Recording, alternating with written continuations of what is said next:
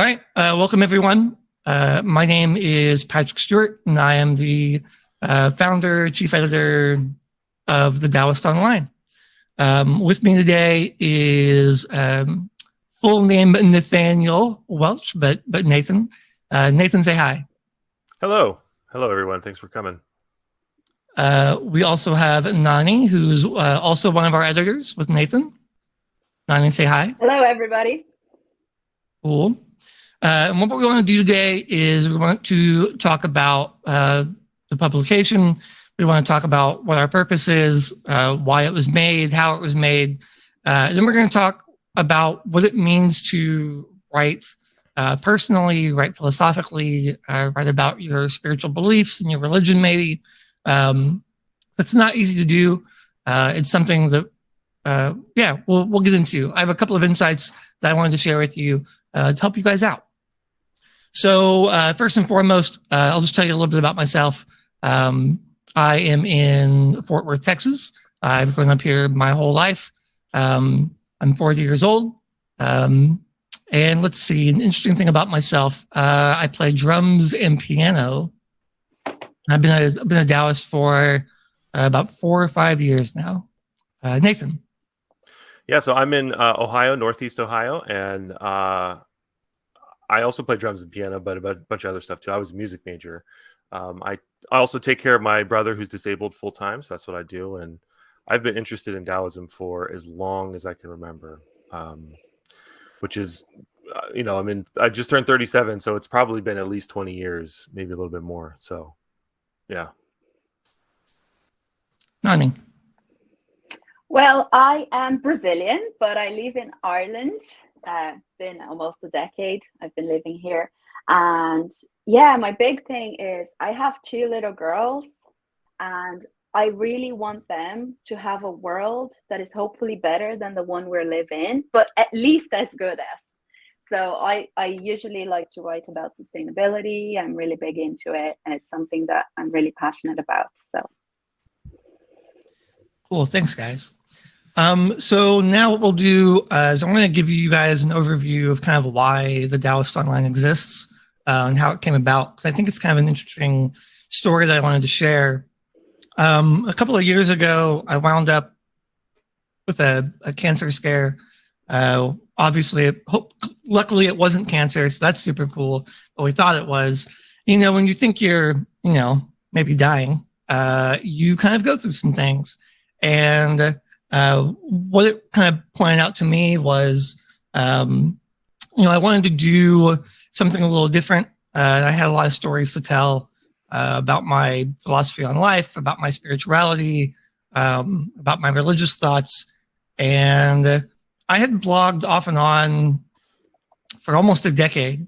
I'd been on a Medium. I had a Medium account back in 2015. So the company was brand new. I had seen people kind of come and go back then. I had one article and then just vanished from Medium for like 8 years and then got back on. And I started looking around for something like a publication that fit kind of what I wanted to write about. And there just wasn't really anything there, or at least nothing I could find. I wanted something that was open to all religious backgrounds or all philosophical backgrounds.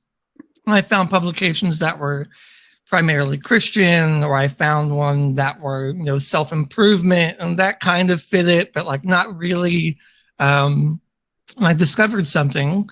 This is kind of a good life lesson, is that if you desire something, like if you go out into the world and you can't find what you're looking for. And for me on Medium been around for almost 10 years. If you don't see what you want on there, like nobody is going to come make it for you, right? Like you have to be the one sometimes to go do it. And on one hand, that sucks because it's a lot of work. Like running a publication is a lot of work, but the reward for the people who will write for you, the people who read, as soon as those comments started coming in, that how much they appreciated either one of my articles or Nani's articles or Nathan's articles or any of the hundreds of other articles we have on there now that made it super worth it, right? So the words of the Taoist Online really started as my own personal brand that I was writing under on my own website. And I honestly, this was back in February, I didn't think anyone would care that I made this publication. I just did it because I thought that's what the algorithm wanted. Only to have people like Nathan and Nani show up a few weeks later and be like, hey, I want to write. And like, what do you mean you want to write for this thing? Like, some people don't even know what Taoism is. Like, most people don't. But that's the cool part, is you get to teach them. And you guys have helped in so many ways to push the openness that Medium provides and that our writing can provide to others. So Nani, can you go through just for a second how I know we were talking about it yesterday, how you came to be on this crazy journey? I think I started reading your articles like from the very, very, very beginning, because I remember one of the articles that you wrote about a boy finding about Taoism, and I think that was one of the first articles. So I was there commenting and following you and the publication as well as it was growing, but I don't write on Taoism. I was very happy to read and learn about it.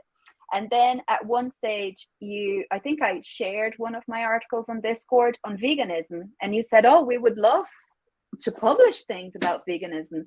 And I was so happy to find a home for my articles on sustainability, and veganism is part of that. So I'm very happy that I found TTO for my articles. And then a few months later, I became an editor to help out, hopefully, because I can see how much work you put into it. And how now that I'm an editor, I'm even more flabbergasted. There's a lot of work. But yeah, so that's it. Yeah, I remember, Nani, I think you were editor number like 3. And Nathan, I think you were number 1. You were the first other editor I brought on. And now we have 6 editors. And we're still just like 20 articles deep every day. We can never push these articles out and get them up fast enough. But Nathan, I don't mean to step on your toes or tell your story, but how did you get involved with this? Yeah, I mean, I joined Mastodon, which is how I found you, like December of last year. I mean, I had already deleted Twitter and all that nonsense so a long time ago, but had at that moment felt like I really wanted to start, like I had been ruminating on all these things for a long time. And I finally had felt like maybe I want to start sharing them with people. And I would really like to find other people who maybe are interested in these same things. You know, Taoism, yes, but I also do a lot of like nature writing. I'm interested in Henry David Thoreau and indigenous knowledge and writing. So like those things are always sort of fused together for me as one thing. And I joined Mastodon and thought like, I don't know, maybe we'll see what this is like, see if there's anybody on there. Very early on, I found you posting about Taoism, and I'm like, oh, this is perfect. And he's like, oh yeah, we're gonna start a Discord and start writing for Medium. I'm like, okay, this is the sign I needed, the extra little push to actually start writing things. So it's been great to have the opportunity to do that, have the reason to do that. Otherwise, I would probably still just be sitting here thinking about all these things and not doing anything and not sharing anything. So it's really given me an opportunity to put the pen to the paper and to take the leap and actually like put it out there for people. And I've been really surprised to see how many people resonate with stuff that I just thought was, all in my head, just stuff I'm thinking and feeling. So it's been really, really great to have that, come into fruition. Yeah, definitely.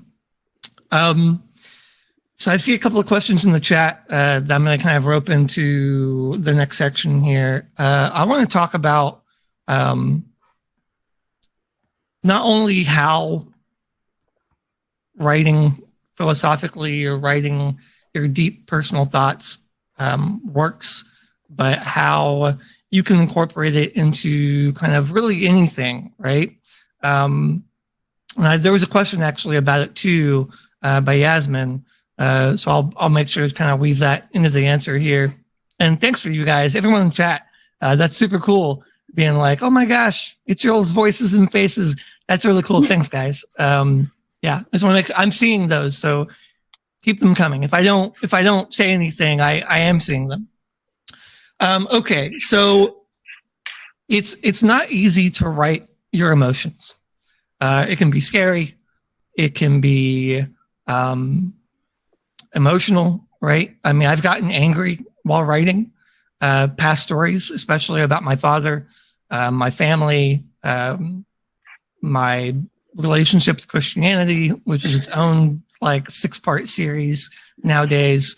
And it's always nerve-wracking to put something very personal on a website, right? Because Medium is a free platform. It's open. It's not like you have your personal blog that nobody knows about, and it's like your little secret, and you can put anything you want to on there. This is like a huge website, right? And like everybody knows about Medium in some way, shape, or form. In fact, funny story, my mom discovered my Medium last week and was like, what's this? And like sent me a screenshot of, so I get it. Like it's scary, right? But you just got to go for it, right? If you have a calling, if you feel strongly enough about wanting to be a writer, people want to know who you are. That's how they connect with your work. Now you could be a great fiction writer, and you can be, and that's amazing. But I'm not a fiction writer. I've written one fiction story the entire 6 months I've been on Medium, and I thought it was cool. And it was like one and done. I went there and I'm good. But yeah, if you want to write and really connect on that level, it's got to be about something you know a ton about, and that's yourself. Nobody knows you better than you, right? So if you want to connect emotionally, if you want to start writing about your beliefs, it needs to come from within and be about whatever is on the inside. And don't be afraid, right? Don't be scared to put it out there, because crazy as it may sound, you're not unique to some degree. I mean, yes, you are, but what you're going through, there is somebody out there who can relate to that, whether it's a religion you've been shunned by, a philosophy that makes you angry because you don't agree with it. Everyone has been there. Everybody watches the news sometimes. We've all got friends that have beliefs that we are just like, oh my God, how can you believe that, right? We've all been there. So yeah, it needs to be about you. It needs to be about your soul. There's this crazy scene in Sister Act 2 that, I know this is going to date me.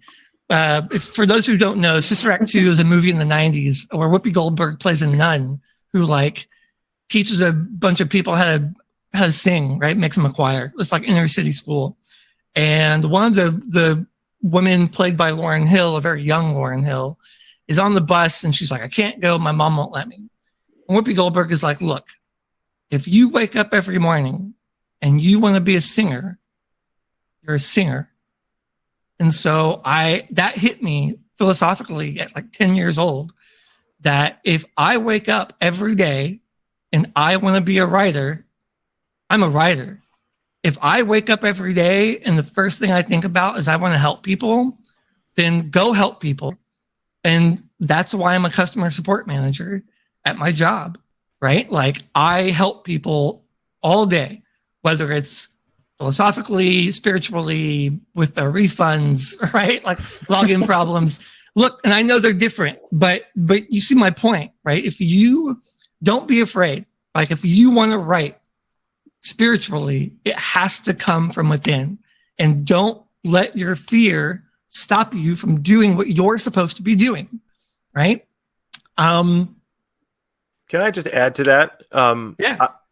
I think something that is, because from my perspective, my writing has been very personal in nature, intentionally, because it was only ever intended to be for me. Like I didn't really intend to share it. And I think that is really an important component, that I'm writing to my situation specifically and trying to voice my feelings, my thoughts, rather than trying to make it very general and broad to like appeal to a lot of people. I think that sometimes when I have done that, it loses something, and strangely, less people I think can relate to it the more I try to make it relatable. Whereas the more I make it personal and unique to exactly what I'm thinking and feeling, like you're saying, then surprisingly, somehow there are tons of people who relate, which is a strange thing, but I think important when writing about, these kinds of things. Yeah, I agree. My articles that I think nobody is going to care about, like how on earth are they going to relate to this story about me being 10, this very specific day in my life 30 years ago? Those are the ones where comments come back and they say, thank you so much. Oh my gosh, like that happened to me, or something very similar happened to me. And, now they comment all the time. Those are the people who stick around. Like those are the people who get into your community and really connect and reach out. So yeah, it seems counterintuitive, but the more specific it is to you, the more people will relate to those stories. Like people know if you're genuine.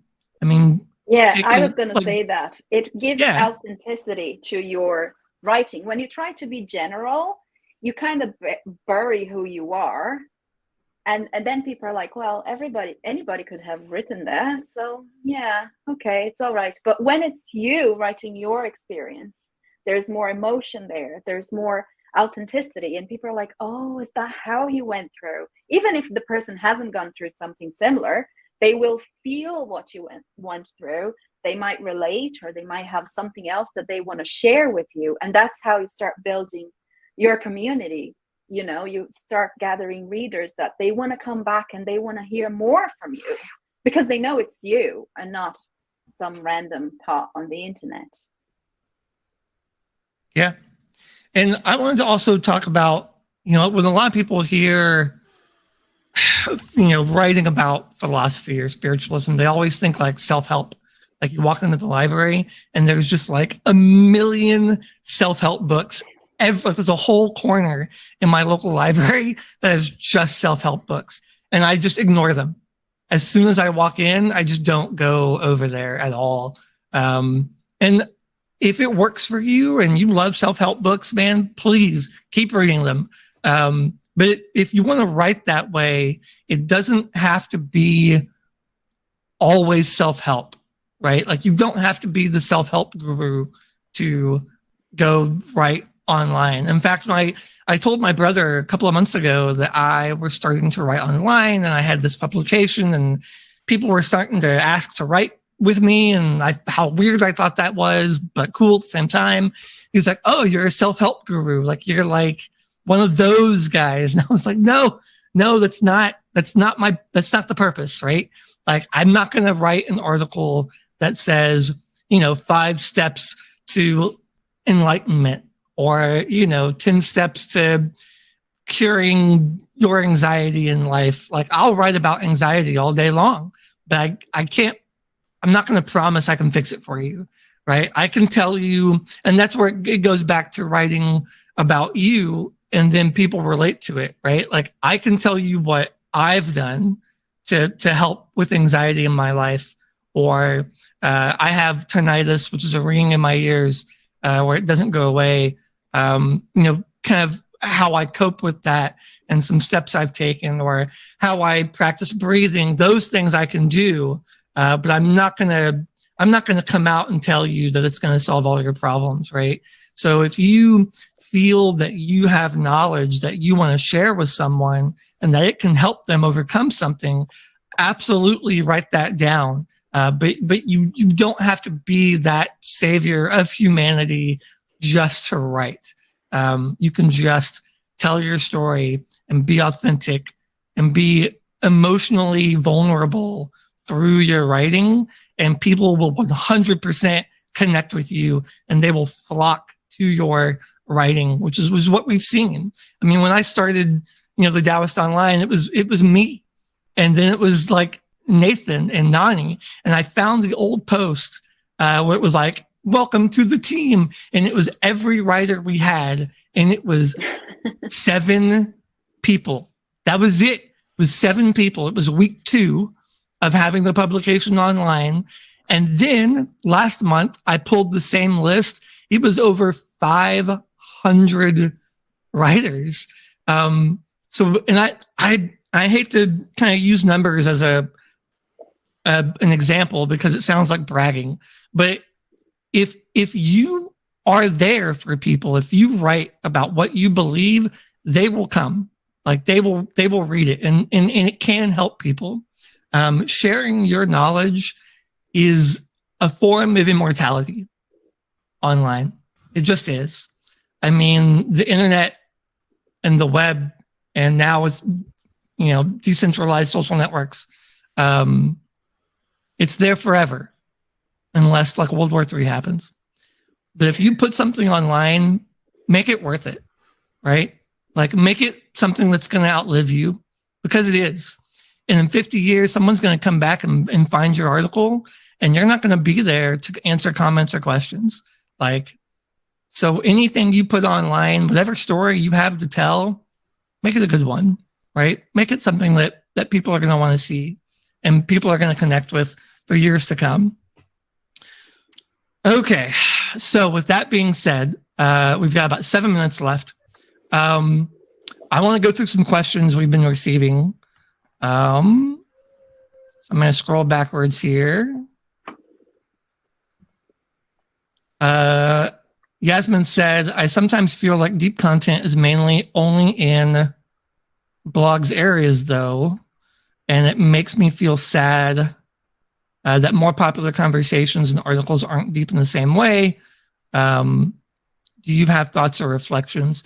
Yeah, I mean, sometimes you just want to write about business.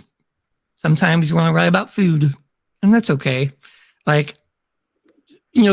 Can people open up a little bit more? Sure. Do they have to? No, I don't think they have to. Sometimes you just want to have fun. Sometimes you want to write about that fun vacation you had, or the walk you took, or the time the dog messed up your living room, right? Who knows? Whatever you want to write about. But yeah, I think more people should open up. I think we're entering into a time in our culture in several countries where people maybe need to start talking a little bit more. And maybe if we explained ourselves a little bit better, maybe we'd get along a little bit easier, right? If we weren't so scared or ashamed of who we were sometimes, then I think that would go a little bit better. I hope that answers your question.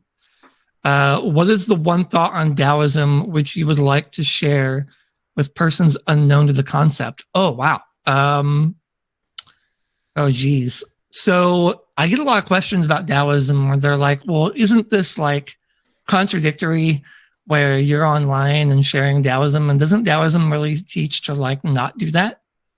I'm like, well, kind of. The irony is not lost on me. So for those who don't know, Taoism is about a 2,500-year-old Chinese religion. Sometimes it's split off into just a philosophy, but it's a religion for sure. It started out that way anyway. If I had to express one concept, I would say Taoism teaches you to be who you are. And if you're the type of person who just feels like they want to sit there in their house and not communicate, then cool, then do it. If you're the type of person who wants to go online and share a 30-minute session about writing philosophically, go do it. Taoism teaches to be authentic to your nature. And a lot of times that means not imposing your beliefs on other people. Don't go door to door and knock on strangers' doors and try and convert them to be a Taoist. That's just not how Taoism is really meant to be taught. But if you could ask the question, absolutely answer it, right? Be open, be honest, be truthful.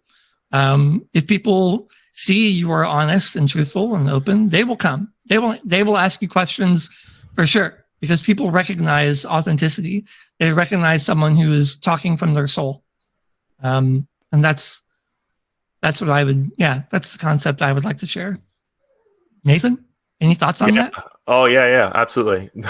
So I'm gonna take what you said and then twist it a little bit, because that's the Taoist way. So be true to your nature, but the one thing I would say is that your nature is unfixed and constantly transforming. And so there isn't any one particular way, and there isn't any one particular you even. So be true to your nature, but also recognize that that nature is constantly changing and constantly transforming. And there are multiple ways of being and doing and existing in the world. Yes, that is awesome. That's so awesome. I agree. Let's see. Other questions. No sound? There is sound, actually. So I hope you get your audio. I hope the audio works. Is Taoism and Zen the same thing? Oh, man. Okay. So history lesson.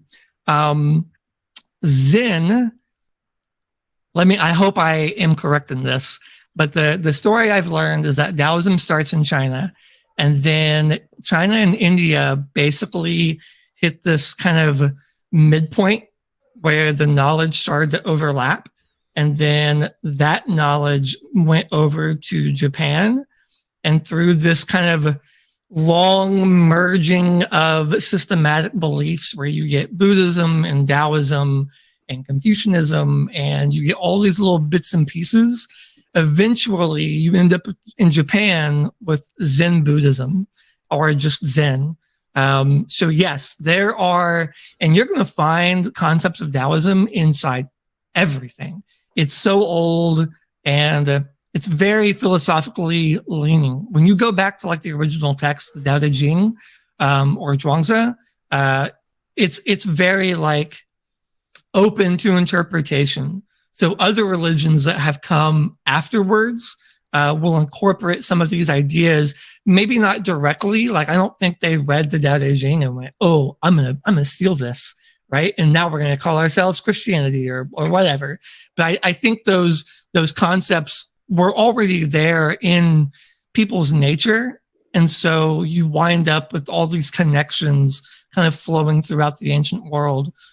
You can find commonalities in Stoicism, in Confucianism, in Christianity, especially with a lot of Jesus's teachings about how to treat one another. It's very similar. Christian Taoism is a very, very big, you can find books on it all over the place. So yeah, that's kind of the relationship with Zen and how Taoism kind of spreads itself throughout not only the ancient world, but the modern world as well. Yeah, just real quick, that nascent form of Zen Buddhism in China was called Chan Buddhism, Chan. Yeah. So, and that's sort of what was imported or exported into Japan. So if you Chan Buddhism, look that up and you'll find exactly what Patrick was talking about. One more question. This is a great one. Tell me if you encounter writer block just to get started. How do you transcend walking or music? Oh God, I don't like dirt. Like, I know that's weird to be a Taoist and try and be more connected with nature and then really not enjoy going outside. But I don't like getting dirty, and it's 108 degrees outside. So no, I don't walk. I listen to music. Yeah, you're spot on. I have been a music lover my whole life. I used to get worried that maybe I was hearing music differently than people, and I don't know, it was strange. Yeah, I listened to a lot of. I was an emo kid. Sorry, I just was when I was a teenager. So yeah, I definitely listen to music when I do meditate, or I think, especially now because of the tinnitus. I typically want to try and drown that out to really gather my thoughts. When I get writer's block, I think about my past. Like, I'm 40, so there are hundreds of stories there, right? Like, just pick one and write about it. And I know we spoke about this earlier, but even the stories that you think nobody is going to relate to, those are the stories people want to hear, right? Those are the unique, personal, emotional, spiritual things that people are like, yeah, my God, like this is it. Like, oh my, like, how can you possibly be in another country and feel the same thing I feel? Like, those are it. Those are the stories. And yeah, it's hard. It's not easy to sit there at a white page and just think, and you got nothing comes out, right? We've all been there. So yeah, those are it. The stories are there. Whether it's a song, find inspiration in anything, in the sunshine outside, in your dog sleeping on the floor, doing the dishes is my favorite time to think, because I'm just doing the dishes. So all that work and whatever the kids got going on, nope, I'm just doing the dishes. This is it. This is my meditation, half an hour right here. That's the way I do it. I know that's really unique. Probably nobody, I don't know if anyone enjoys doing the dishes. I do, because I can clear my head doing it. So that's how I get around writer's block, and that's how I get started. We're over time. If you guys want to take off, absolutely take off. Go enjoy other sessions. I hope you enjoyed listening to us just ramble for half an hour. I had an outline, but most of this is improv. So maybe that speaks to Taoism, right? Maybe that's the most Taoist thing we could have done, is just gotten on this call and shot the breeze for half an hour. But yeah, we do have a website, thedaoistonline.org. We are on like every social media channel, for better or for worse. So check that out. Flipboard, Mastodon, Twitter /X, whatever you guys want to call it nowadays. I'm on there too. LinkedIn, we're on there. So yeah, definitely check that out. We are wearing our own t-shirts because we thought it would be fun a couple of months ago, just for a few of us. And it turns out people buy that, that's weird, but it's cool at the same time. Everything that is used for merch, I tip the writers, I tip our editors. So it's not like I'm just sitting on a hoard. I do absolutely go back and give it out to the people who are working really hard to make sure that this goes forward. Thank you guys so much for being here. I hope you enjoyed it. Stick around. Medium Day is really long. There's a bunch of really cool people who are speaking. I know several of them from either the Boost nomination program or just from social media channels. They're great writers. They're very, very helpful, very kind people. So please stick around. I hope you guys enjoy your day. Bye. Bye, everybody. See you later.